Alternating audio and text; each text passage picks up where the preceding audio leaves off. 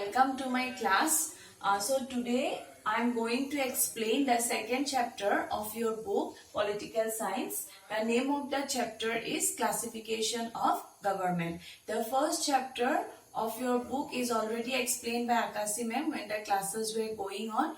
And these days, since we are not able to come to the school due to the coronavirus pandemic, so lockdown is going on. Therefore, we are providing this online platform so that we can cope up with the studies. So, before I explain about the classification of government, the first thing we have to know that what is the term government imply. So, or what do you mean by the government? So, government, it refers to the political system that administers the state. Yes. So, government, it considered to be as a political system, or you can say it is a system which is very essential in order to administer or in order to control the state. In a state, without the existence of the government is not possible for the proper functioning or the proper working of the state. So the government is considered to be as a system where it can control or where it can administer the different activities of the state. So government is very essential part of the state. So now we have to come to the political thinkers, the Plato and Aristotle. Now, why we were taking the reference of the two political thinkers, Plato and Aristotle? We all know that Aristotle is regarded as the father of political science, yes? And these two political thinkers, Plato and Aristotle, they classified the government on the basis of numbers of state and on the basis of objective. Now, the Plato, Aristotle was a disciple of Plato. So both the political thinkers, they classified the government on the basis of number, or you can say the numbers of rulers, and on the and also on the objectives that the government is classified, or you can say divided.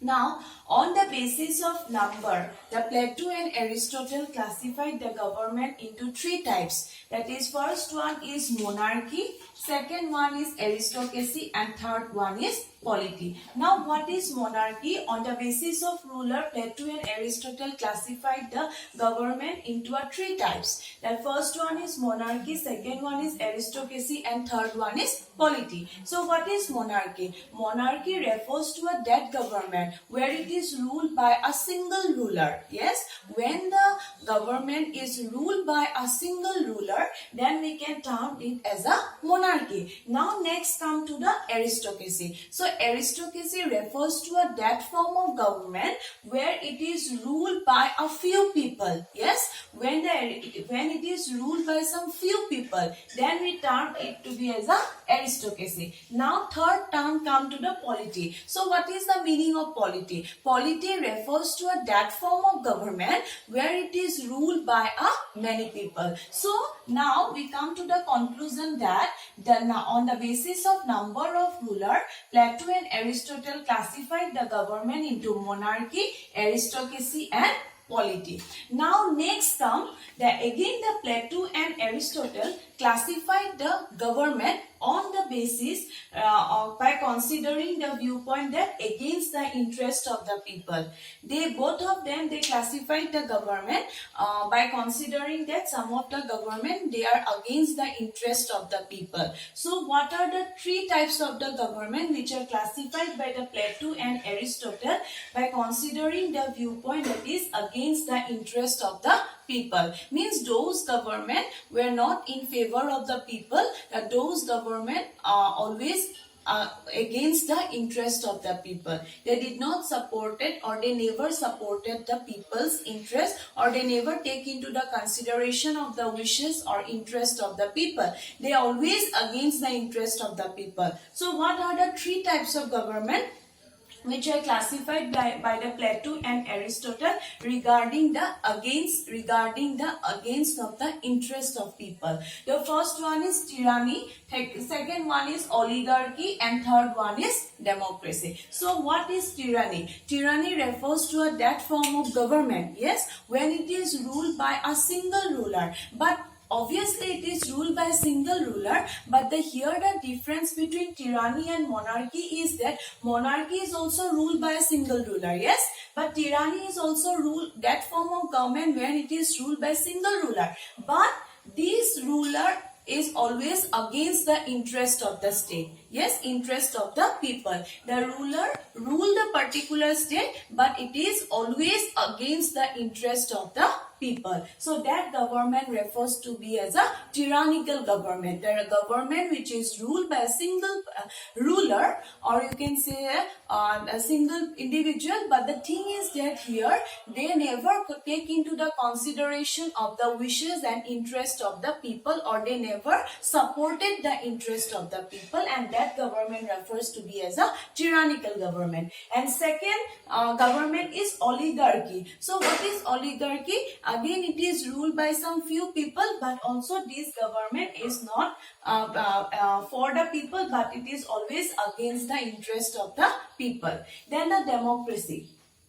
Yes, according to the Plato and Aristotle, democracy is also that form of the government which is ruled by many people, but it is also against the interest of the people. According to the Aristotle and Plato, they considered the democracy to be as a worst form of the government. Yes, they considered that the democracy it is ruled by the it is ruled by many people, but the thing is that it is always against the interest of the people. They never considered the democracy to be a good form of the government. So according to the Plato and Aristotle, this is all the classification of the government. So our next topic is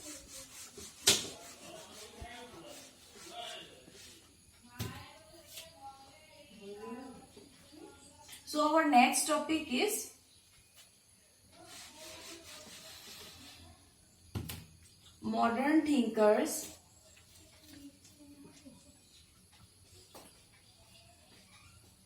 Bryce, Leacock. So again, one more thing that we all know that in many states or in different countries, you will see that these days, in modern days, democracy is prevalent in most of the states or in most of the countries of the world. So therefore, we are considering that these days we are considering the democracy as the very good form of the government, or you can say that as the best form of the government, what we can say. Now, the modern thinkers like Bryce, Leacock, they also classified the government into a different types. They also classified government into a different types. Now, Leacock classification of government. How Leacock classified the government? Limited monarchy,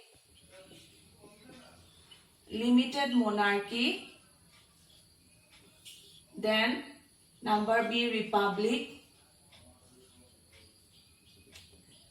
then unitary,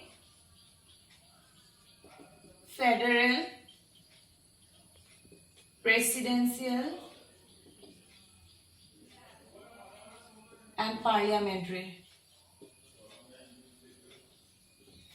So here we can see that the modern thinker Bryce, Leacock, they also classified the government into a different types. Now here the Leacock classified the government into a different types, limited monarchy and the republic. Again it is classified into unitary and the federal. Again it is classified into presidential and the parliament. So when the question comes in your exam regarding the classification of government by Leacock, then you will have to mention this: limited monarchy, republic, unitary, federal, presidential and parliament. Now in today's world we will see that these four government is prevalent in the different parts of the world. Unitary form of government, federal form of government, presidential form of government and parliamentary form of government. These four types of government are prevalent in the different parts of the world or in the different countries of the world, what we can say.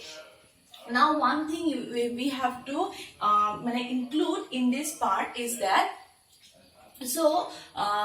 limited monarchy. What is the limited monarchy? Now the question arises in our mind, what is limited monarchy actually? So I already explained about the monarchical form of government, right? So monarchical form of government refers to that form of government when it is ruled by a single ruler. That is termed to be as a monarchical form of government. Now the question is, what is limited monarchy? So here we can give the example of the Britain for the limited monarchy. Why we can give the example of Britain? Because you see, in Britain we all know about that there is the existence of king and queen. Yes, the king or queen is the head of the state. But the thing is that the king or queen, they does not possess all the power. Yes, because in England there is the existence of the prime minister also. So there is a obviously the king or queen exists there, or the king or queen present there, but the thing is that they does not possess all the power. The powers are also distributed some other officials. So therefore we can say that the monarchy is not existent in a full form. The monarchy is existed but in a limited nature. So we can say that is the limited monarchy. King or queen is king. There is the existence of king or queen, but the thing is that the king or queen is not. And along with the king or queen, some other officials are also present who possess all those power. Therefore, we can term England to be as a limited monarchy. So, and these four forms of government, unitary, federal, presidential and parliament, these are the four forms of the government, yes, and these are prevalent in the different countries of the world today, in today's world. Then this is all about the classifications of government by Leacock, and I already explained about the classifications of government by the Aristotle and the Plato. Now apart from that, I just also want to mention about the which is given in your book also, about democracy. Yes, so we all know in India also democracy is prevalent. Yes, what is the basically what is democracy? Democracy refers to that form of government, yes, when it is ruled by many people.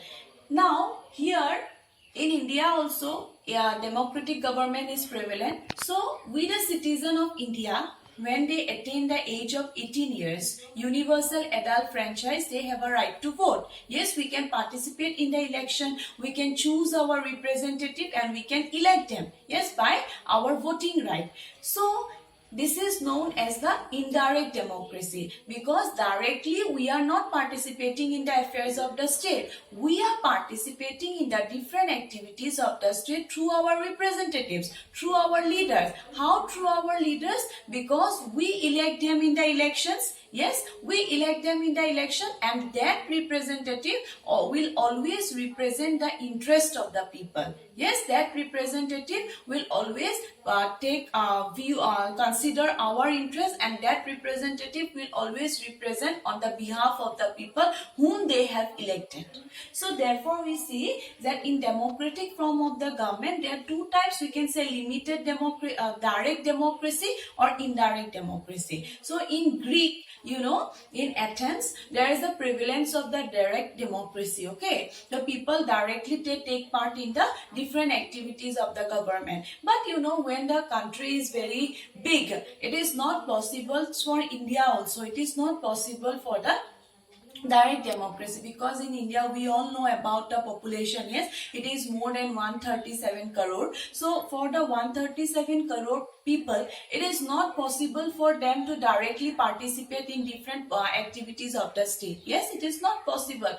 So therefore in India we have the indirect democracy. How it is indirect democracy? Because the people, they do not directly participate in the affairs of the state, but they participate in the affairs of the state through the representative or through the leaders. So that's why we term to be as a indirect democracy. Direct democracy is also prevalent. It is quite not applicable in a big country like India, where the population is of large number. It can be applicable in a small state, yes, but for a large state or for a big state, it is quite impossible. So this is all about the classifications of the government. So I hope you all have understood this part, that Plato's classification, Plato and Aristotle classification. Then we can next come to the modern thinker Leacock classification of government, and I also explain about the democracy, direct democracy and the indirect democracy. Direct democracy refers to that democracy where the people directly take part in the affairs of the state, or indirect democracy they take part in the affairs of the state indirectly, either through their leaders or through their representative. How either through the leaders or representative? Because these representatives are elected by the people. So since these representatives are elected by the people, so that representative will always represent the interest of the people. That representative will always focus on the interest of the people. They will always look after the interest of the people, what the actually people want. Yes, what the actually people want from the people want from the government, that things are represented.